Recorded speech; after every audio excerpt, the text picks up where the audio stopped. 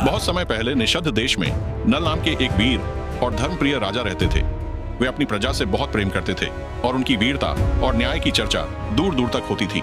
उसी समय विदर्भ देश में दमयंती नाम की एक अत्यंत सुंदर और गुणवान राजकुमारी रहती थी। एक दिन एक दिव्य हंस राजा नल के पास गया और उसने दमयंती की सुंदरता और उनके गुणों के बारे में बताया। यह सुनकर नल के मन में दमयंती के लिए प्रेम जाग उठा। फिर वही हंस विदर्भ गया और राजकुमारी दमयंती से मिला। उसने दमयंती को राजा नल की वीरता, दयालुता और महानता के बारे में बताया। यह सुनकर दमयंती भी नल से प्रेम करने लगी। इस तरह बिना एक दूसरे को देखे ही दोनों के बीच सच्चा प्रेम जन्म ले चुका था। कुछ समय बाद दमयंती के पिता ने उनका स्वयंवर रखने का निर्णय लिया। इस स्वयंवर में कई बड़े बड़े राजा और राजकुमार आए। नल भी स्वयंवर में पहुंचे और दमयंती के सामने अपनी वीरता और गुणों से सबका ध्यान खींचा। दमयंती ने कई राजाओं और राजकुमारों को देखा, लेकिन अपने मन के सच्चे प्रेम को पहचानते हुए उन्होंने केवल नल को ही वरमाला पहना दी।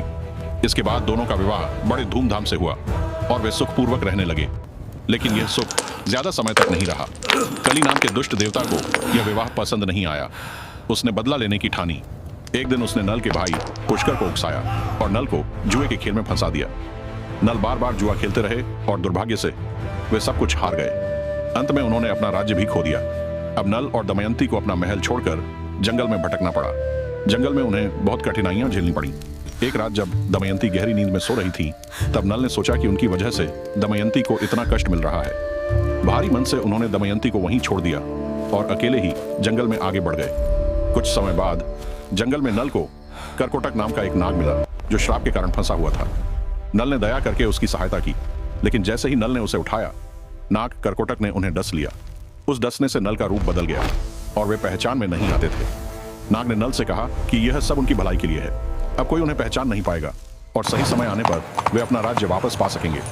इसके बाद नल बहुक नाम से अयोध्या के राजा ऋतुपर्ण के यहाँ सारथी बनकर रहने लगे। उधर दमयंती अपने पति को खोजने के लिए बहुत दुख सहती रही, लेकिन उन्होंने उम्मीद नहीं छोड़ी। अंत में उन्हें पता चला कि बहुक नाम का सारथी ही वास्तव में नल है। उन्होंने एक योजना बनाई और सच्चाई सामने आ गई। पति पत्नी का फिर से मिलन हुआ और नल ने अपना असली रूप वापस पा लिया। बाद में नल ने अपने भाई पुष्कर को फिर से जुए में चुनौती दी और इस बार नल जीत गए। उन्होंने अपना राज्य वापस पा लिया। इस तरह नल और दमयंती फिर से अपने राज्य में सुख और शांति से रहने लगे।